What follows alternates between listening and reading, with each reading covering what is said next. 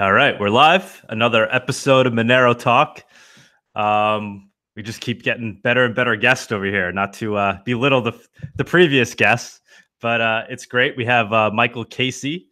Mike, if you want to just give a quick background, I don't know if everybody knows who you are, especially the newbies in the space. I certainly am very familiar with your name and your work in the space. I mean, I'll let you speak, but my first memory of you was kind of being one of the mainstream, where I first saw the mainstream media talking about Bitcoin in an intelligent way. When I guess it was the Wall Street Journal, right? That you used to work with. Yeah, and so that was kind of my earliest memory of you was, oh, wow, the mainstream media is starting to get it. But yeah, if you want to quickly talk about how you got into the space and where you currently are in the space. Yeah, okay. So I was a journalist for most of my life. Had spent 18 years of that at Dow Jones and the Wall Street Journal. Spent a lot of time writing about currencies and macro affairs, so bonds and economies and things like that. And so when Bitcoin sort of appeared on my radar, I just thought, what the hell is that? This strange digital currency. I think my first reaction was that of many people who don't sort of think like the typical crypto guy, was to say, why on earth would I want that? And kind of question its legitimacy. Ended up writing a column about it because, as I say, from the context of currency reporting, it was interesting, and wrote a pretty ordinary column, and then got called out for dinner by a bunch of guys who were investing in the space and said, look, you don't really get it, and laid out to me what the really exciting innovation was underneath it, why it mattered.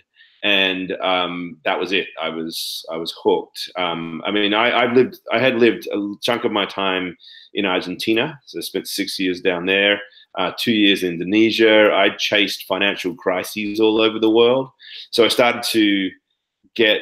I knew this was a new way for me to think about the problems that I'd always encountered in those places as a journalist, covering the kind of fundamental financial challenges in places like that, where trust is broken down and where development is held back by some of these fundamental institutional problems. And so, thinking about Bitcoin and this sort of censorship resistant ledger as a way to imbue so much more confidence in a system of value became a really powerful idea for me. So we ended up writing a book about that. My colleague Paul Vigneault and I, we launched a column called BitBeat that we wrote on a regular basis. Paul's now moved on to pretty much lead the crypto coverage out of the Wall Street Journal. And the two of us wrote a book called The Age of Cryptocurrency, which we published in early 2015. And by that stage, I had decided that I wanted to do more than just report about this. I wanted to get involved. I left the journal. I was hired to become the senior advisor at the Digital Currency Initiative at MIT Media Lab. And I also started teaching a class at Sloan, MIT Sloan. Got involved in doing a lot of research over there, largely around social impact type applications for blockchain technology. Very interested in distributed energy systems and the like. But also found myself doing a lot of public speaking and writing, and in the context was then taken on to become the chairman of the advisory board at CoinDesk. Where I write a weekly column, that's the one that you're referring to, sort of found myself getting back into media. So actually now I'm actually launching a media company of my own that I don't really need to go too much into right now. But so I'm still very much in the media world, a commentator, a writer, a public speaker. We then wrote a second book called The Truth Machine, which was more about broader applications of blockchain. So I'm still doing a lot. I'm still at MIT, still advising the Digital Currency Initiative, but sort of have pared back some of that time. Largely still very much in the kind of, conversation, communicating, educating role within this space. Hopefully that wraps it up well. Yeah, I mean, I feel like there's so much we could talk about here, and in the research I started to do about you, realizing there's a million things we could talk about, but I know we're kind of limited with your time today, so I wanted to just really focus on the article that you had written back in the summer on privacy. But before we get into that, what year did you start? Because I guess when I opened this, I started talking about how my first impression was when I was reading your articles, I was impressed in that you were conveying these complex ideas to the mainstream in an intelligent way. So I guess I missed those initial ones where 2013 was right. Yeah, the first one, exactly. You missed that first one. You don't need to go back and look at that one. Don't bother yourself too much with that. That was in 2013, and then I went to the North American Bitcoin conference and sort of started to get interested in it from there. How was it on that side of things in the beginning? I mean, were the people in the mainstream media, were they looking at you like you lost it? Like what is this guy doing? Somewhat, and they knew there was this crazy thing going because that stage. Remember, there was another boom. It was an early bubble before the most recent bubble, so they were interested in it from a weird phenomenon, but none of us were really thinking. It was very hard to convey to them anything beyond the, oh, is this going to be another currency that will take over? You know, it will compete with the dollar. And the stories at that stage were all about how Microsoft is accepting Bitcoin, or that's what got them excited. The idea that there might be a whole payment system emerging around Bitcoin. We were more interested in sort of understanding the Internet of Value concept underneath that, and sort of really the plumbing of the system. And that was near impossible to convince my editors to think about. Right now that we have this sort of ridiculous blockchain without Bitcoin kind of meme that's out there, they get excited about it, but they still don't fully get it. It's just that we go through these interesting circles. The mainstream has obviously come a long way, but it's still very short of a sophisticated understanding of what I think it should be, and I just found that process kind of a bit frustrating, to be honest. You've consistently been very, taking a very journalistic approach for good reason, seeing that you started off as a journalist in the space. But have you kind of grown, kind of ignoring, putting journalism aside, is there kind of a passion there for the technology itself and like the ideals it stands for and like its potential impact and like there's the whole this came out of the cypherpunk movement, a lot of it, So I'm always I like to think of myself as an independent thinker, as a kind of and I think I'm probably a moderate. I definitely wouldn't put myself in the hardcore libertarian camp. And I'm not overly left or overly right or anything really. I'm very interested in what works and what doesn't, and I sort of like to look back and understand things from that perspective. So, like a journalist, you question a lot of every position, but I would say, because I'm a commentator, a columnist, I do tend to take a position. And in particular, the column that we want to talk about, I looked at it not to say, I didn't come at it from a classic kind of cypherpunk. We all must have privacy so that I can be, free from all observation from anybody and protecting it from a human rights perspective. As much as I respect that position, I have I think there's some nuances in that. What I was more interested in was like getting people to think differently about privacy and getting sort of more conservative mindsets to think differently about it, so that they can recognize the value of it as an underpinning component of exchange in general, right? Of how money systems work, and so that's kind of so. I know you were asking me broadly about my sort of philosophy. It's interesting that if you think about the column in particular, it kind of captures where I come from. I'm not hardcore either way, but I really do appreciate some of the finer points that I probably didn't appreciate as much from the kind of cypherpunky libertarian perspective. I don't know whether maybe I've swung a little bit closer to that direction, maybe not, but I'm certainly I see a lot of I take a lot from that world and see. And it helps me understand, I think, how some things work in ways that I probably didn't as much before. Right. And is it because I don't want to put words in your mouth, but is it because I think you express this really well in the article? Is it also because more so you see the value proposition of crypto really being the censorship resistance and this ability to send transactions without being censored, unconfiscatable wealth, and the fact that these things need to be fungible for them to work.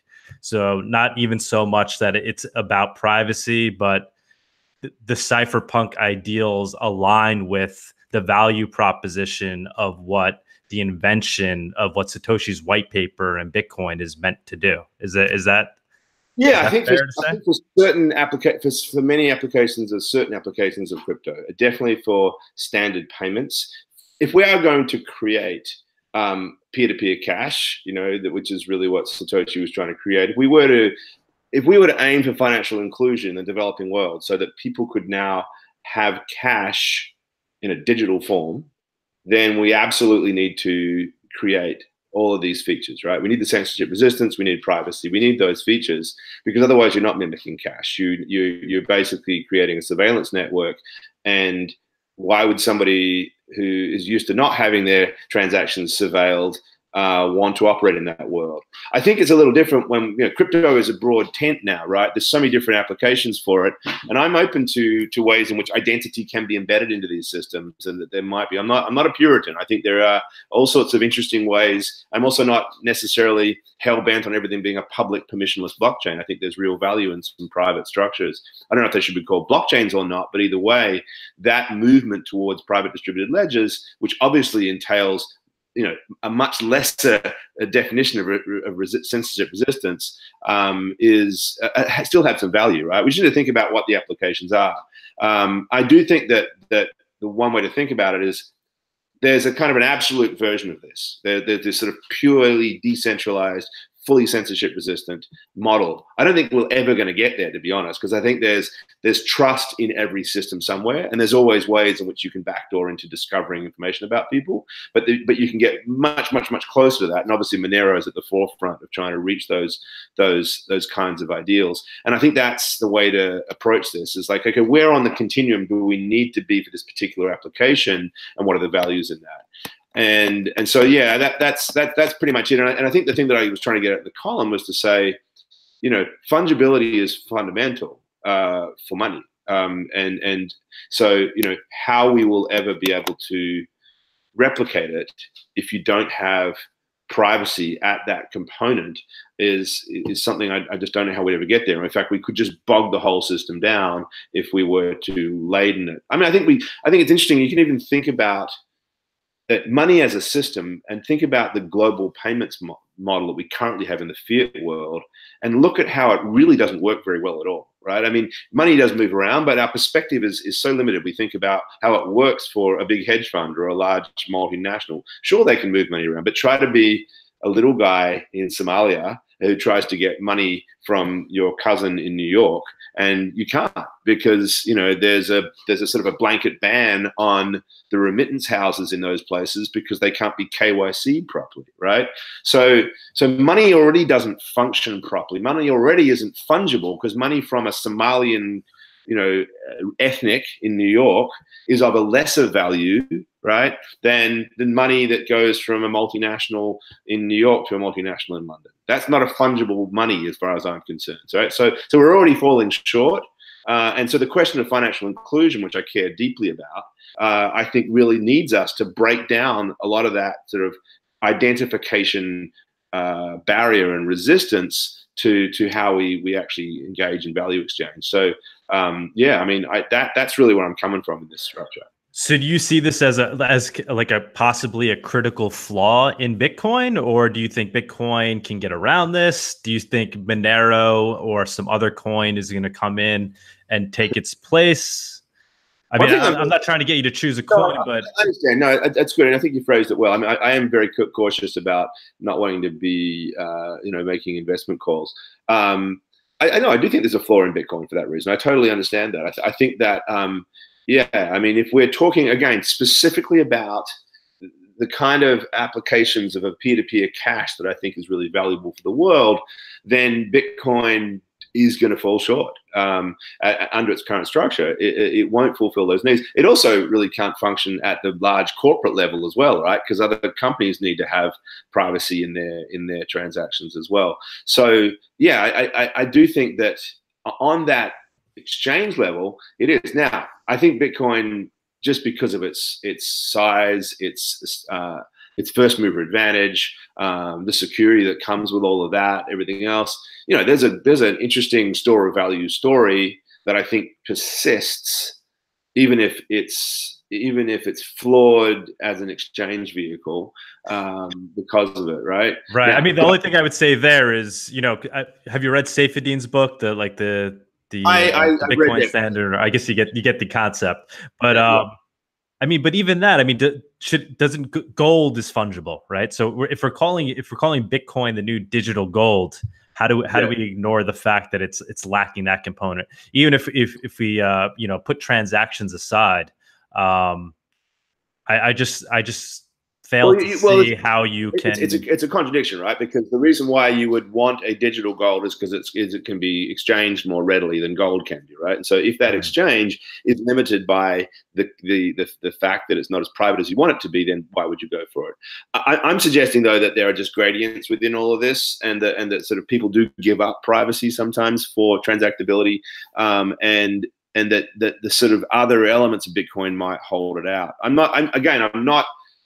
not a maximalist by any stretch, and I am. I think the work that gets done by, you know, the really smart cryptographers at places like Monero and Zcash, and you know, this is an incredibly valuable amount of work that's being done for the broad crypto community to be able to grapple with these really complex, difficult privacy challenges, and eventually, the system will emerge that, you know, embraces features from all of them. You know, I think it's interesting to see what will happen with Lightning and other layer 2 applications, whether that, you know, enhances the privacy component. And some of the applications that are being built on smart contracts on Lightning are really interesting, the way they have blind oracles and these sorts of things in there. So, you know, I think it's still a long way to go before we know who the winner is. But clearly Monero and Zcash have struck a chord on a very important element of what, you know, needs to be built out within this key element of the crypto space. Yeah, I mean, I think your article described it in ways that I've thought about, but was never able to put into words, and that's why I just really wanted to get you on the show. I thought you really explained it well. I love the way how you were essentially calling money a communication tool. I don't know if you just want to explain that a little bit, because I thought that was a great way of looking at it. Yeah, I mean, money essentially is a means of communicating a transfer of debt, really, or of value. I mean, people debate whether debt came first or barter and everything else, but at the end of the day, its function in society is just to basically be a communicator of who's up and who's down, you know, who's in credit, who's in debit, and we think of it as a thing, as a sort of a physical thing. But if you were to now laden that communication system with this traceability, all of a sudden the messaging from one person from another carries a different value, and you've now got a very different attachment of information to that particular communication. So now, you know, if I am, if my money carries with it all the traceability of its past, or then that communication that I'm making is also a communication of the fact that maybe, you know, 5, 6, 7, 8, 10 transactions ago, some crook had done something, right? And now it's inherently worth less if it carries the risk of a lien. So I think you know, the very risk of attachments and liens and then actions that relate to the history of a particular, you know, store of value, a particular source of value, undermines its capacity to function as a flat kind of 100% neutral communication system. You know, and we wouldn't. Yeah, I mean, if you had to.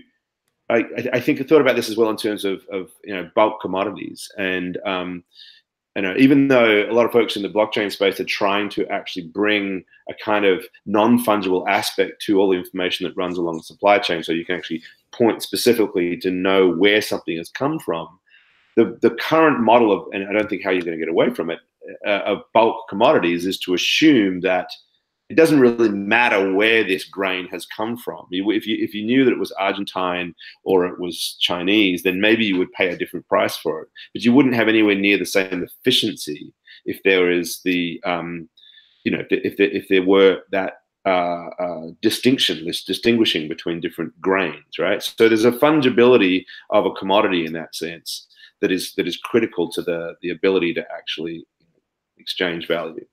So do you think the technology, Monero, or whether it ends up being something else that does what Monero is trying to do, which is, fungible digital cash, do you think that's essentially that it's inevitable that it ends up taking off and working? Or is it possible that even though it would lead to a more efficient global economy where we're using it as a communication tool to, seamlessly and efficiently zap value around the world, could we kind of get in our own way? Could governments get in the way through regulation and kind of prevent this beautiful technology from sprouting?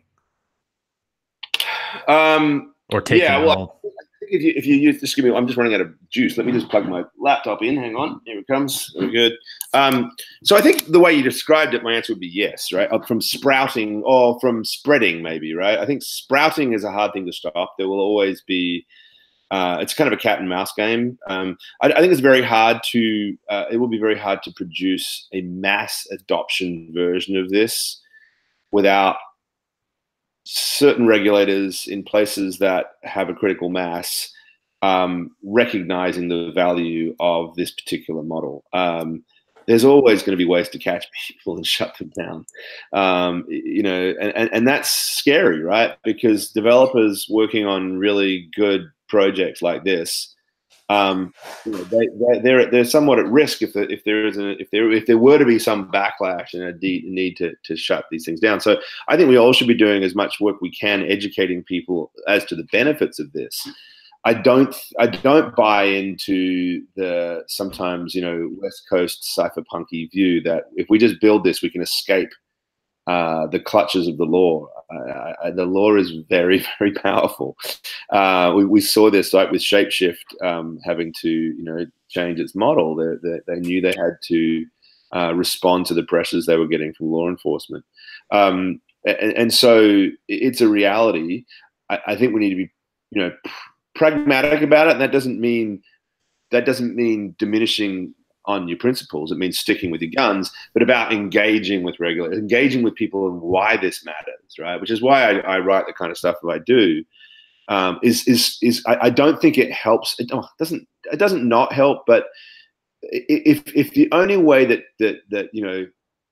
your average congressman thinks about something like Monero is as some tool for criminals to move money around the world, and they don't get the bigger picture as to why privacy is important as a system, then we have a problem, right? Because if all you do is stand up and say, this is about my human rights and I need to be able to have my guns and my spam and my Monero and leave me alone, whatever your view is on the sort of social and human right aspects of all that, the libertarian perspective, it's just not going to fly once these guys get their tentacles into it. What really needs to be is a discussion about why do we need to have this privacy? Why does it help everybody? And why does it help the system?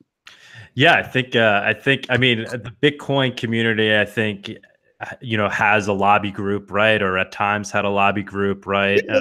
There's well, just today, Peter Van Valkenburg from Coin Center was down there, and he's not really. I don't think Coin Center really is a Bitcoin lobby group. It came from the early days of Bitcoin, but they really do stand up for the rights of crypto generally and the blockchain community. So he's down there, making all these kinds of cases. I mean, those guys are doing great work. He was up against Nouriel Roubini, who was screaming all his other perspective on the other side. But it's a conversation, and look, more and more folks are getting it. It takes a long time, but Senator Republican Bob Emmer, I think his name is, came out the other day and just joined the caucus, the blockchain caucus, and I was thrilled to hear him cite out my book as helping him kind of realize that. And this is a story in Breaker Mag, and he was saying, I really wish that Congress would stop just fixating on the whole idea of criminality and understand all the other features of crypto. So this is coming from a congressman. You know, it's good to see those kind of guys who have a little bit of a revelation at some point, and that my book played a role in helping him get there was kind of fun. And, you know, and we can. I think we need a bigger kind of wave of awareness. How we get there, we can all just keep trying, but you can't. I don't think just putting a stake in the ground in some island and saying we're going to run our life here and leave me alone, it to me is pointless. I want to have an entire, you know, system that achieves things like financial inclusion and resolves some of these big problems. I don't really care about, you know, me protecting my wealth. I'm just fine, thank you very much. It's how we can improve the world that really matters, and on that basis, we need the engagement of governments. I don't see any other way around it. I mean, do you think maybe the Monero community should maybe start its own lobby group to start trying to make these arguments? Because I mean, you have Bitcoin, right? And it's very easy to go stand in front of a committee and say, you know, we built this beautiful transparent ledger where you can now see everyone's transactions. It's I think there was a little fear at first, but now once everybody realized, wait a minute, this is all completely transparent. It's a great thing for governments, right? Whereas the argument for privacy coins and true cryptos is a little harder to make. I think you made the arguments really well in your article, in that you kind of talked about free speech and the fact that it's something vital that will add. It's a vital component that's necessary for these things to actually work. But it's obviously a lot harder to make those arguments in a political arena. Yeah, it is. Although I would argue that Bitcoin's the kind of coming around of acceptance of Bitcoin was partly about traceability and then recognizing that it wasn't, but it was also that there was an understanding of some of the benefits of its version of immutability and its version of censorship resistance, right? That there was some, I mean, you really do get guys in the regulatory community now who at least understand that argument. And that was an easy one for them to get. Yes, I do think it's hard. I really don't think that Monero going out on their own is necessarily helpful. And I would also argue that in the Bitcoin community, people who care about Bitcoin, there is a lot of people who side with the pro-privacy position of the Monero crowd. You know, there's been work done on this already, right? By Wimble, and you know, there's a number of different people within the whole Bitcoin core related crowd who are looking hard at how they might try to tap privacy back onto Bitcoin. I would say it's one of the most prominent conversations around Bitcoin core developers. So the Bitcoin community, to the extent to which they're aligned with that crowd and can be, you know, aren't necessarily that far away from where you guys come from either. I think fragmenting the lobbying effort isn't nearly as effective. You're up against these massive, deep pocket institutions. You know, I mean, somebody was just looking at it was the 10-year anniversary of the HSBC money laundering hack with Mexico. I can't remember how many hundreds of billions of dollars went through that system. There was a pretty big fine.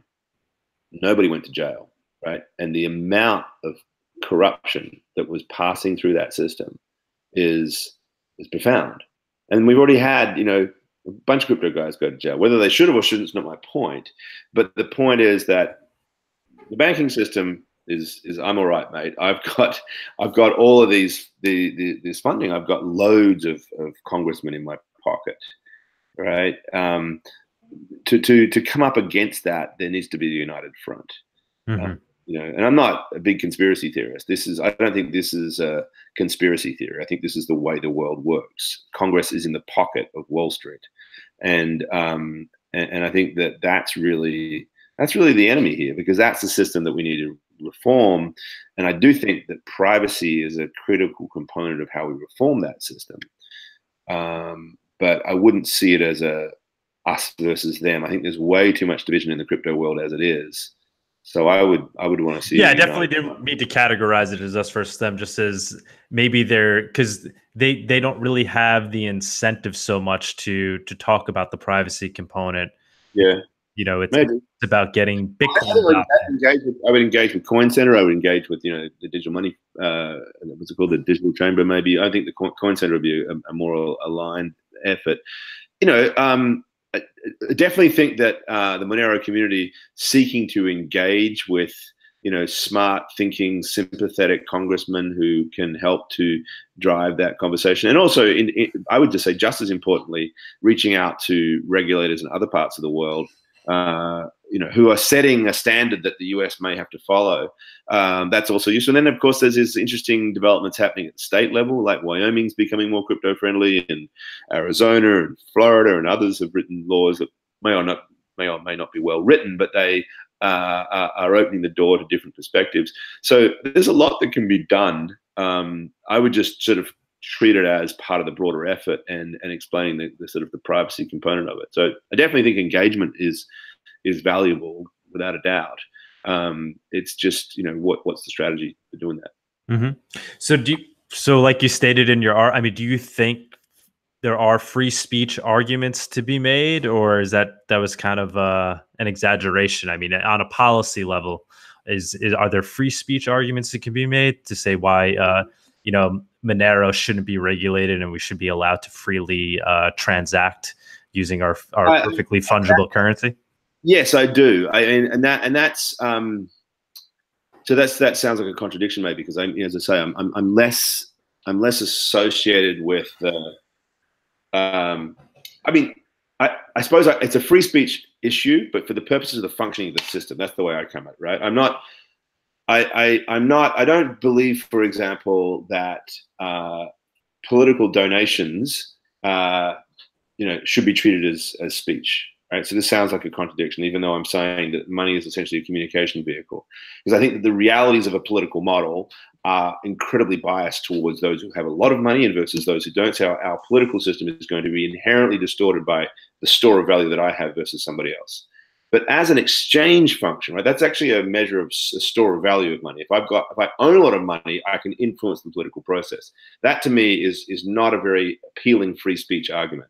But to me, from the systemic level, to think about it as a free speech concept for the purposes of effective exchange, so that the money we're getting from somebody else can be relied upon to be the same amount as everyone else, to be fully fungible, then yes, it is a free speech concept, right? It's just how you come at it, right? I think if you break it down, store of value versus medium exchange, maybe that's the way to think about it. But I'm just not particularly sympathetic to rich people and arguing strongly for their right to be able to buy out a congressman, right? That to me, right, is kind of a breach of what it should be. But that's pretty much what free speech and money comes down to often, and I just don't really have any sympathy for it for various reasons.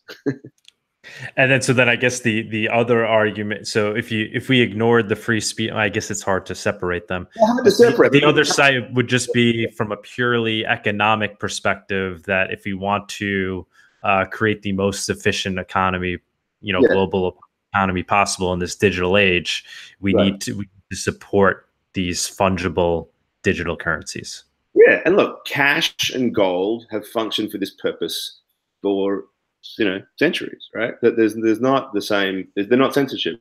They're not so much censorship resistant. Obviously, cash that is something that is contingent upon a certain ledger keeper, that is central banks. But the exchange function of that form of money is sort of free from surveillance, and I think that's a reality. You looked at what happened in India when they cut back on rupee notes at a certain time, and it created chaos. So that the Indian government's trying to steer people into a digital money that is sort of very centrally controlled and doing away with their cash, and there were riots and all sorts of things. There has to be an understanding that, particularly for the poor, who are the most vulnerable anywhere in the world, having the risk of their transactions surveilled is arguably even bigger than it is for a rich person, right? I mean, not that they are, not that they will be the target of hacks and attacks because they don't have as much, but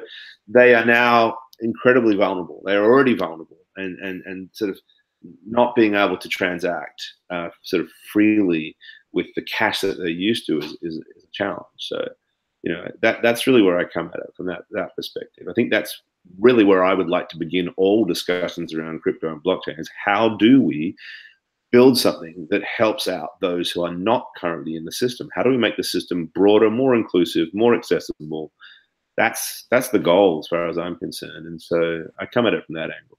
So I know you wrote this article back in the summer. We'll wrap up because I know you got to go. But is privacy and these things we were talking about today kind of forefront on your radar right now as to where the crypto ecosystem is and what's important and kind of like where the battle lines are being drawn?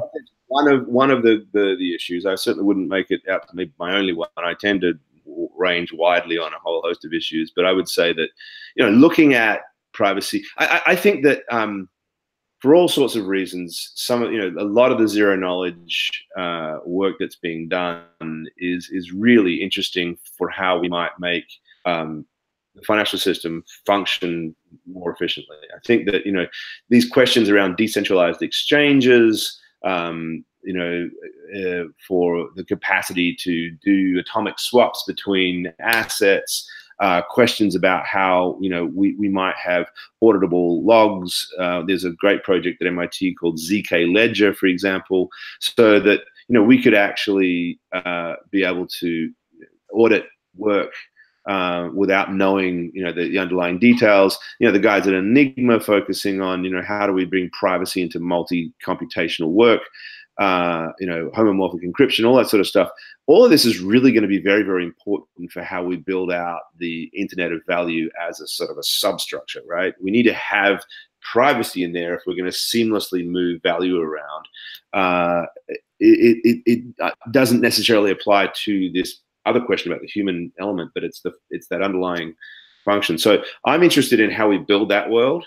And so it's from that perspective that I think privacy is really important, like rather than a human rights issue per se. Gotcha. Do you want to just, I know you kind of mentioned in the beginning, but if you want to re-mention your two books and maybe just talk about what each one was about. Yeah, I'm always a book shill. Yeah, so The Age of Cryptocurrency was the first book. Both of these books were written with myself and Paul Vigna from the Wall Street Journal. The Age of Cryptocurrency was really an introduction to Bitcoin, its history, and why it matters.